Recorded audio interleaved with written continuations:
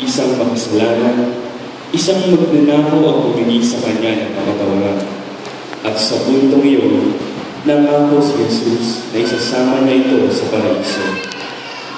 Kung ikaw ba ay sasabihan ni Kristo na isasama ka niya sa paraiso, hindi mo ba ito ilalay?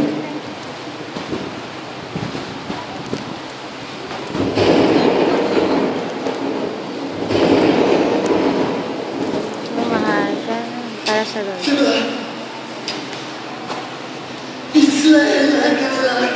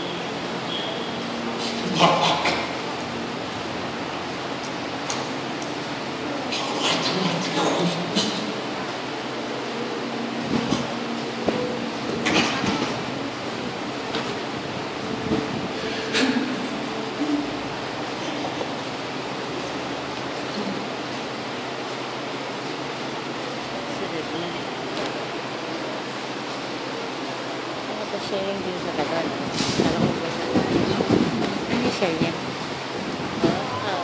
Hindi ko alam. Magandang tanghali po sa inyo. The word that was assigned to me is the second of the 7 last week. Sabi, truly I tell you today, you will be with me in the paradise. Just a quick look at the context of the word. Actually, ito po ay nasa Luke 23.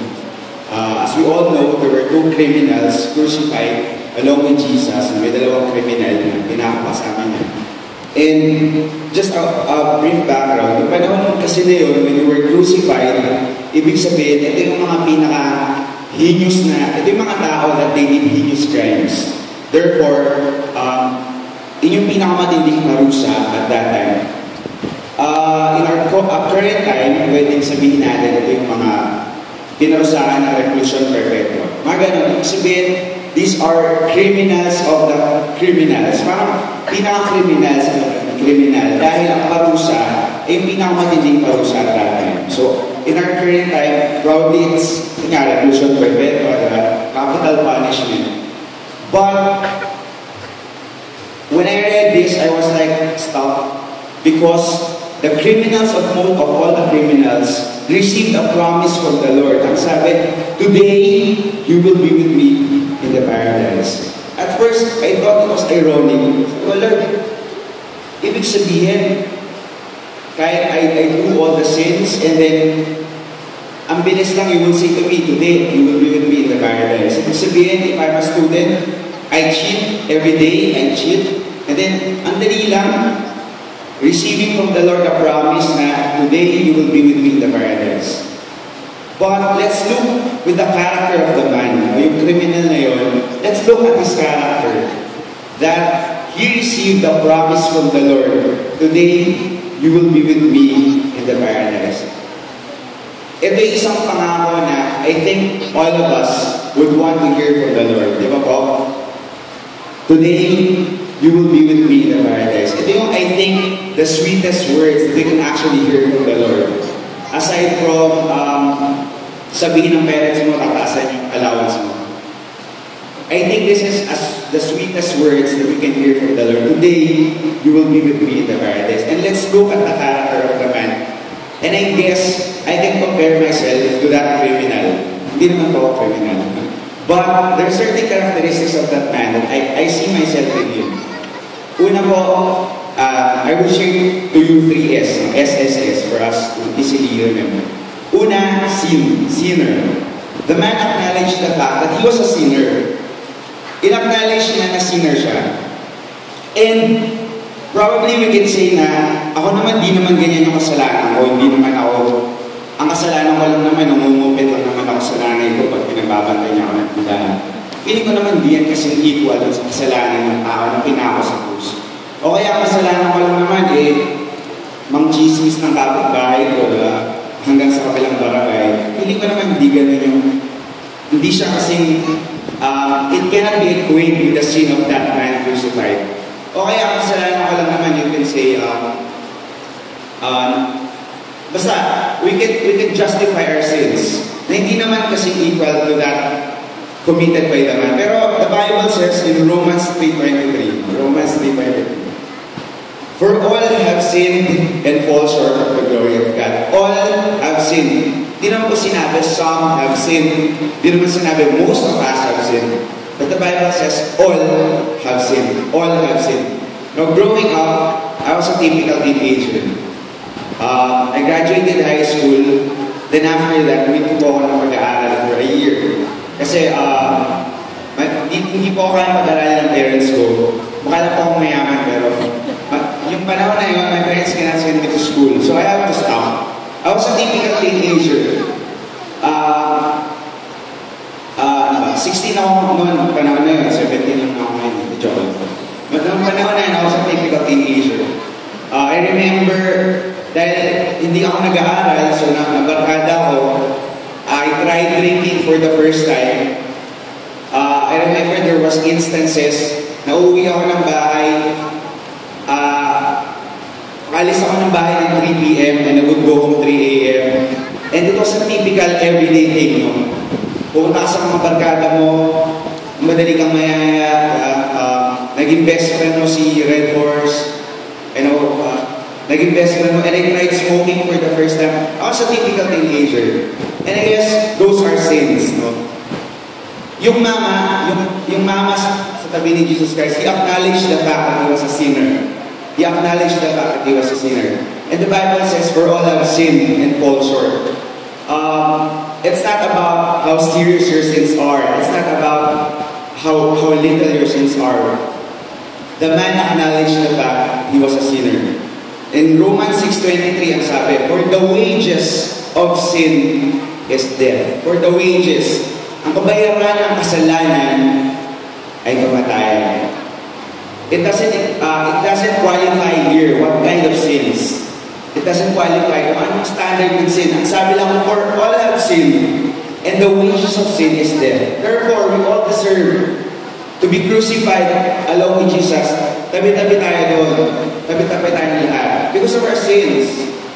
Walang qualifier kung anong klaseng kasalanan. Basta ang sabi, for all have sinned, and the wages of sin is death. Lahat tayo. Sino magsasabi sa atin that ako, confident ako, hindi ako, kung kasalanan ng pag-uusapan, hindi ako makasasama sa ipapako. Feeling ko ako yung isa sa mga pagpapako. Kasi ang kasalanan ko lang naman maliit lang. Maliit lang yung kasalanan ko. No, okay lang ako. But, the Bible says, for the wages of sin is death. It doesn't qualify what type of sin. Una pong S.I., sinner. The man acknowledged the fact that he was a sinner. Number 2 is salvation. Doon po sa Luke, sa same verses sa Luke 23, ang sabi ng mama na natin ang pangalan niya. Sabi niya, we are getting what our deeds deserve, but this man has done nothing wrong. This man, referring to Jesus, has done nothing wrong. Ang sabi niya, Jesus, remember me when you come into your kingdom. He acknowledged the fact that Jesus saves. Jesus forgives. Diba? Whatever, how serious his sins were, in-acknowledge niya na si Yesu Cristo ay nagpapatawad at si Yesu Cristo ay nagliligtas.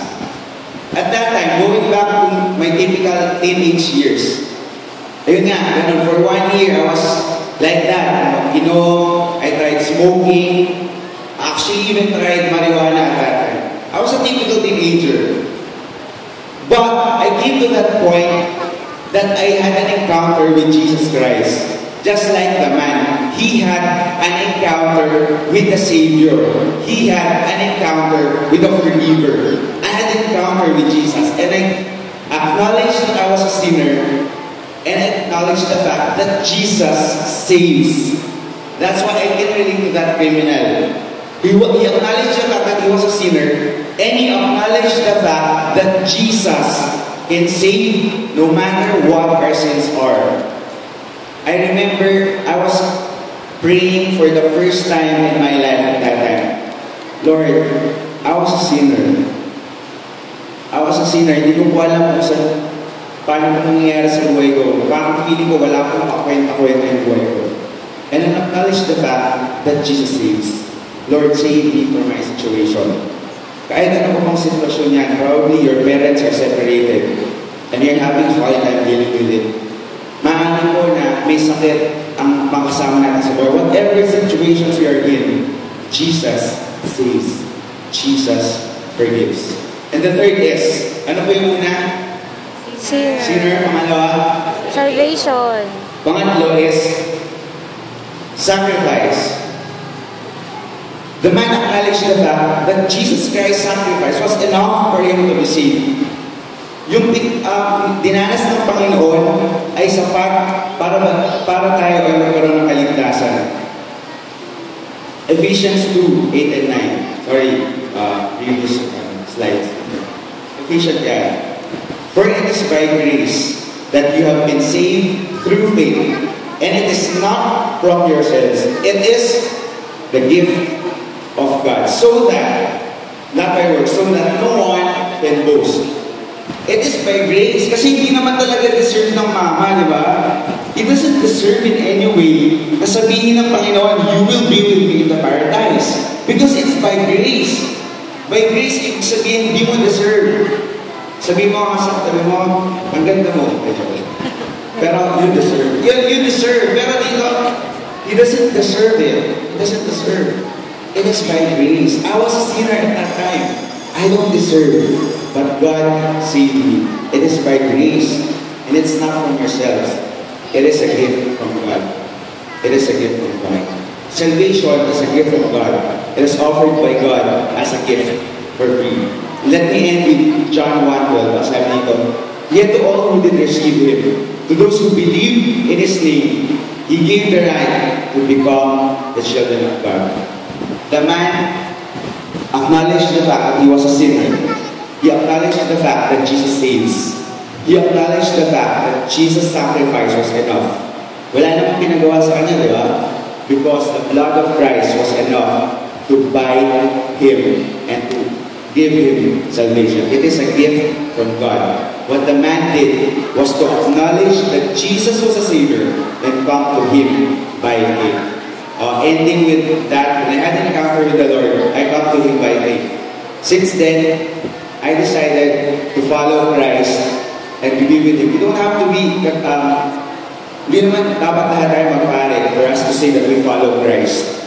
In whatever we do, we can say that we are a follower of Christ. Accept Him in our lives. Accept Him in our lives. Since then, when I encountered with the Lord, He changed my life drastically. Nakatapos sa mga college, I got a scholarship from the best university in Caloocan. The University of Texas. I got a scholarship. And I graduated with flying colors. It's because of grace given by God, and I put my faith that the Lord saves, the Lord forgives, the Lord could make us all come into Him in the paradise. Praise God po. God bless all.